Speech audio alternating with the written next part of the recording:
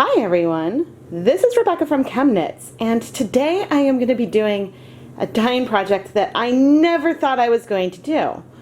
We are going to try to dye some 100% wool and 100% cotton yarns with avocado skins and pits. We are going to set up 3 different dye pots today. One with just 6 avocado pits, which is about 200 grams of material.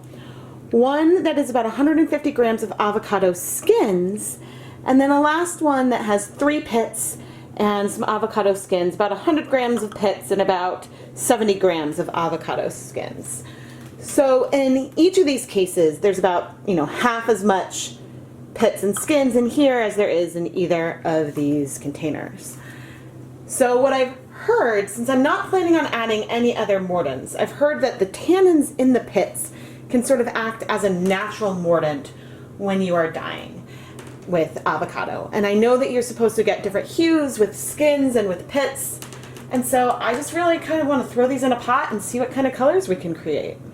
I have added 8 cups of water to each of these pots, and in one I'm going to place the 6 pits, whole, not broken. In the other, this back one, I'm going to put the 3 pits, and then I'm going to break up the skins a little bit more to put them in. I'm planning, once we have the color in here, to strain it a bit. You might notice that some of these skins still have stickers on them. That's because I wasn't able to get them off very easily. When I was eating the avocados, I did rinse the pits and the skins to get as much of the avocado off as I could. And then I stored them in the refrigerator until adding them to the pots now. But I probably should have made more of an effort to remove the skins earlier on in the process. Or sorry, to remove the stickers earlier on in the process. Okay, that one came off. But I don't know how much of a difference ripping up the skins will really make, but we will find out. The goal of this is to have these dye pots at a low simmer to let whatever it is in here that will be the colors, compounds, to come out of the skins and the pits.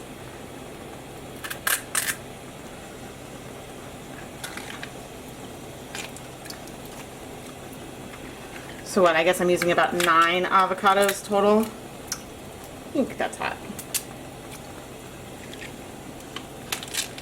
Yeah, so I think that given the amount of yarn I'm planning on putting on in each pot, 9 avocados might be a little bit of overkill, but I figured it's better to start with too many and then dial it back than the other way around.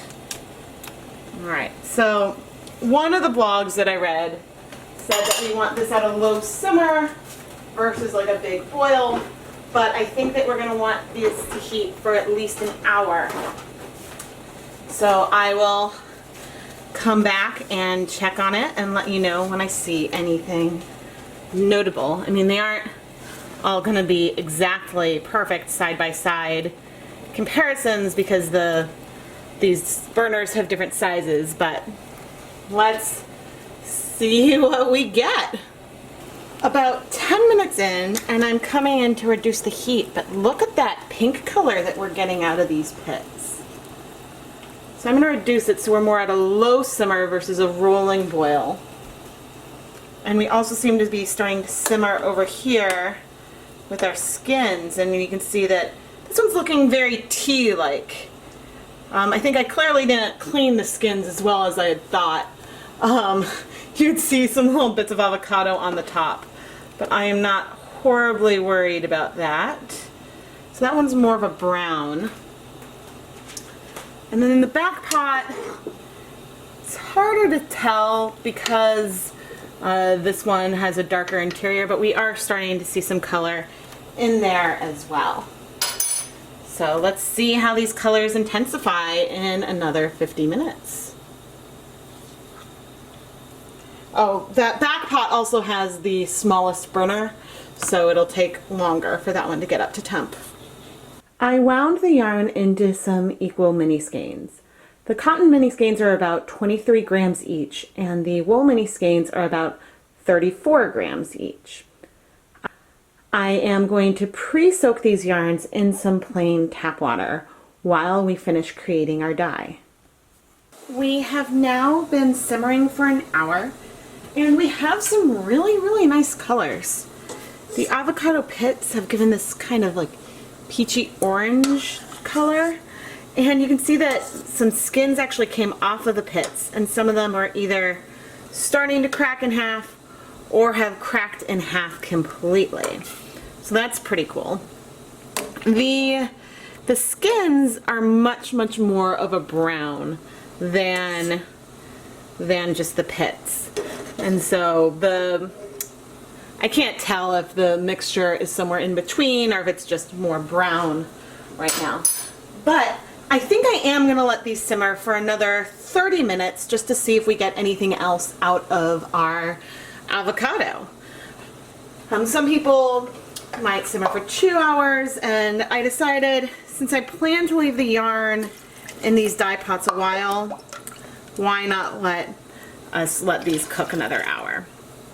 I'm now adding just an additional cup of water to each of the pots because the level has gone down a bit. It's warm tap water right now, so I'll just increase the heat temporarily until we come back to a simmer in our pots. And in 30 minutes, we'll come back and start straining out all of our avocado pieces. It has been an hour and a half, and I am now going to turn off all of our dye baths. We are ready to strain our material. I have a heat safe dish back here that I'm going to use for the straining, and I'm not planning to rinse it on the middle, so there might end up being some avocado pit stuff in the last one, but I'm not going to worry about that too much. I've got a hot mitt on, and you can see that like orangey brown color we got from our avocado pits. And I'll say that all of this, it smells really good in here, but it smells a lot like artichokes actually, which surprised me. But you can see here are like the skins that came off the pits and how the pits split in half. Some people say that they save the pits and skins to use for more dyeing, but I am just planning to toss them today. So that was just our pits, and now let's strain our pits and skins combination. So you can see right away that this color is darker but also more brown. Come on. Sort of choosing to go about this in a like more pits to less pits situation when it comes to the straining. Seems to me like this right now the skins are going to be adding a lot of color intensity, but this one definitely looks like a kind of like a black tea almost. I'm curious if we'll get a pink color out of just the pits or if it will all look sort of brown. It's possible that you might need, and this one's just the skins, it's possible that you might need some kind of mordant to get some more color, the red color out. So of all of them, just the skins is looking the cloudiest of all the ones that we've done so far. You can see that there's just bits that did not get strained out. So I'm actually going to rinse off the strainer right now in the sink, and I'm gonna strain this one more time going back into the pot. If I had a cheesecloth or something, then maybe, see, you can see, I don't know if I'll catch much of that, but a cheesecloth or something that might help. But I was able to get a little bit of that out at least. Okay, even if I lost some of my precious liquid, because I'm trying to pour around the camera. But we have our three, ooh, look at that color. We have our 3 dye baths ready to go, and now we can add our yarn. I've pre-soaked the yarns in just plain tap water for over half an hour. I just lightly wrung them out so that they're not completely dripping.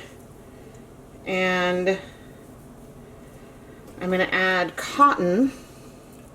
The heats are currently off. I plan to turn the heat back on in just a moment. But we're now going to add the yarns to each of the pots. That's the cotton miniskeins. And now the wool. We might need to increase the water volume a bit. Yeah, because the water levels are rather low. But maybe I'll pull out the lids. I'll keep an eye on it. We've got a nice kind of peachy color so far with just the pits, and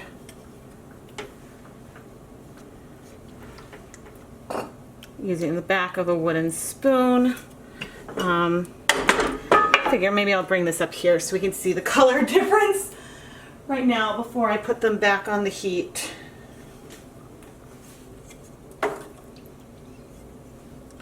Yeah, so it does look like we have a bit of a color gradient here. So in theory, this one had half as much both pits and skins. So maybe it will look somewhere in between the two once we're done dyeing. But I plan to put on heat really, really low. I'm not trying to bring this to a boil or simmer. I just want there to be some heat. And I haven't really decided why I don't want to cool them down to room temperature, but I do plan to leave the yarn in the pot at least overnight. I'm not going to leave the stove on overnight, no way. But I think that I might leave the stove on with some low heat for a while, just, you know, to kind of help things along. And we'll see where we are with our water levels in a little while to know if we want to add some more water. But for now, I kind of want to keep these as concentrated as possible. So I will come back in, I'll come back in about an hour and see how we're doing. It has been a little over a half hour since we added the yarn to the dye pots, and the heat is still on low in all of the pots. Like I can comfortably, I wouldn't leave my finger in too long, but I can touch the yarn. I have carefully agitated it a little bit. You can see the water level seems to be a little low in the pot from pits alone, but you know, we definitely have some different varying shades of color going on. I am really curious to see what we will get in the end. I could dilute and add some water to these pots, but I think that having a higher concentration of the color might be beneficial in this case. So anyway, we'll see. It has been an hour since we added the yarn, and I'm now going to turn off the heat on all of the burners. I think that, you know, leaving this to soak for a while, you know, there's still a lot of color in here. Not that I'm expecting to see color exhaust. There's a lot more color in the ones that had the skins, but we do see kind of a gradient of, oh, it's not reading as well on camera. This one does look sort of pink, but they are all definitely brownish. But this one is definitely the brownest. You know, it's kind of like a peachy, pale peach color. But I am going to let these yarns stay in these pots overnight.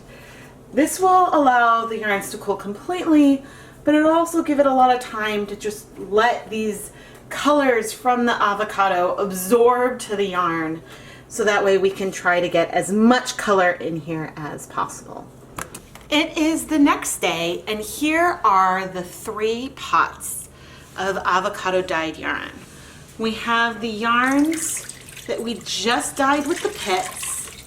So if I squeeze out some of that rinse water, this is actually kind of like a nice peachy tone right now. You can see there's still color left in the water.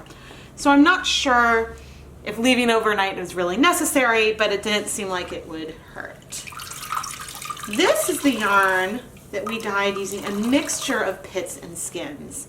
And it's still, ooh, it looks like there might be some variation of color in the cotton. That would be cool. It's a darker tone than just the pits, but also it's still sort of pinkish, almost like a pinkish brown color. And then in this last pot, we have the yarn that is dyed with just the skins. And again, squeezing out, we'll see how much of the color remains once we start to wash it. But we have a nice brown here that is very, very similar to what we got when we dyed the yarn with coffee. So anyway, now I'm gonna go wash these yarns, but I sort of wanted to show what the resulting dye baths kind of look like, and the fact that there is definitely color behind. Not that we ever expected it to exhaust, but we sort of have a gradient of color here, which I think is cool. So now let's wash these yarns and see how much of the color remains. I've added some lukewarm water to the basin, no soap yet. Let's add our yarn that we dyed with just the avocado pits. Now I'm wringing out as much of the water as I can at first before I add it, because I wanted to try to limit the color transfer. And I knew that we would see some, because when you have yarn that's soaked with colored water, you will see some color absolutely come out of the yarn. Now the question will be how much color will stay in the yarn. So, but I think it's always kind of a nice sign if when you squeeze it out that there's still some color left behind. And again, we haven't started adding soap yet. And hopefully my mini skeins aren't going to get hopelessly tangled. But in first observation, the 100% cotton yarn actually looks a lot pinker than the wool. And the cotton started off more as a true white and the wool kind of an off-white. And you kind of see the slight difference there.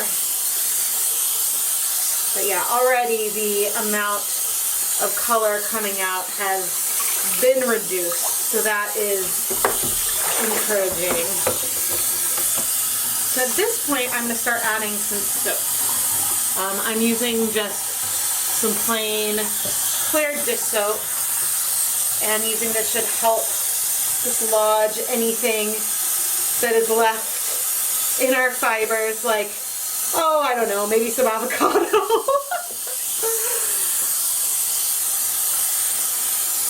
But, I mean, there's bubbles in the way.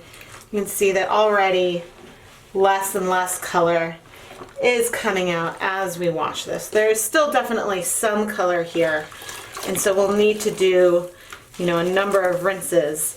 But even with the color coming out, there is definitely color in the yarn. And it looks like we have the cotton especially, we've got some cool tonal variations. So I am excited to see how this turns out. But I'll come back if there's something remarkable with the rinsing. But otherwise, you know, once the water starts to run clear, I will hang up our yarn to dry and go on to the next dye pot. Next, you've got the yarns that we dyed with the pits and the skins. So anecdotally, I've heard that the avocado pits sort of the tannins and the pits act as a sort of natural mordant. And so I wanted to try this dyeing project using no mordants at first because I thought that, you know, I wanted to see what kind of colors we could get without adding anything else to our dye bath. I didn't even add vinegar. But, okay, so look at the pinks that you see on, this is the cotton yarn and this is the wool. And again, the cotton looks more pink and the wool is reading more brown. But what's different here than the first one is that we've definitely got some darker patches and paler patches in our cotton yarn. And that, my friends, is awesome. You know I love tonal variation. Now, I don't know how many projects you would do mixing both wool and cotton together, but, you know, I think that we've got the basis for a really, really pretty color palette here. So again, like, I don't, you know, we're washing stuff out, but I'm not feeling like the color, I mean, maybe the color is paler from when it started. A little hard to say. But now I'm going to add a little bit of soap, and we will keep rinsing this until, you know, once again the water gets mostly clear, and then we will also hang the soap one up to dry and start washing our next yarn. And now we will wash the yarn that was dyed with just the avocado skins. And if you remember, this yarn had, or this dye bath had some more particulates in it compared with the others. When I was straining out the leaves, it wasn't quite, there was some finer skin pieces in here. And you can kind of see, even from that first rinse, that we've got some little particulates in here. But we'll see. I don't think this will necessarily be super hard to rinse out. But ooh, we've definitely got tonal variation in our cotton again. But right off the bat, you can tell that both of these yarns are much, much, much more brown than either of the dyeing pots that had the pits in it.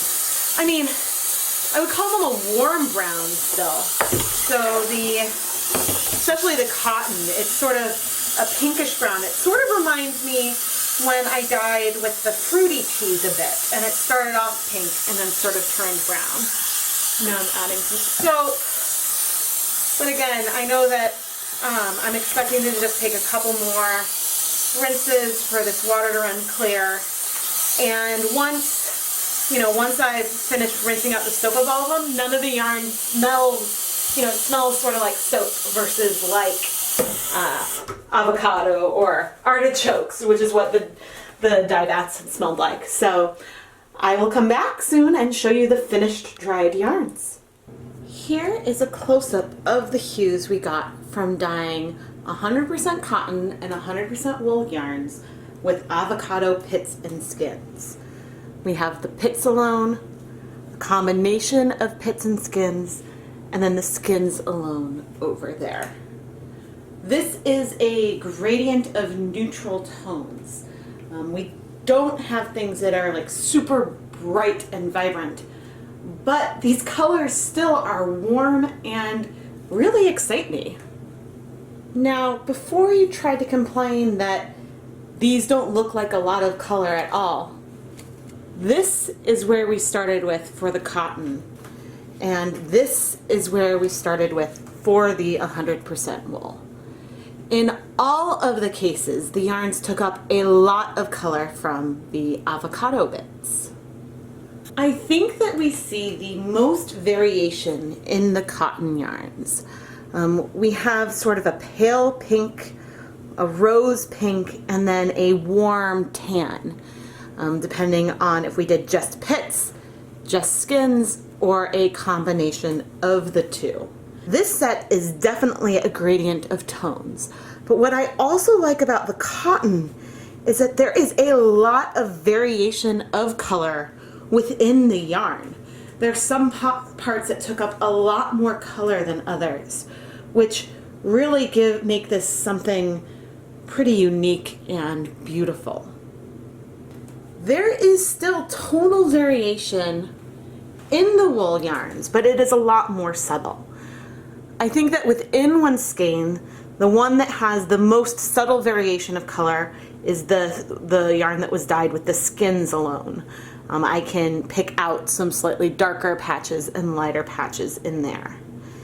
The yarn dyed with pits alone is the palest of the three, but all of these sort of give us a very neutral beige tinge.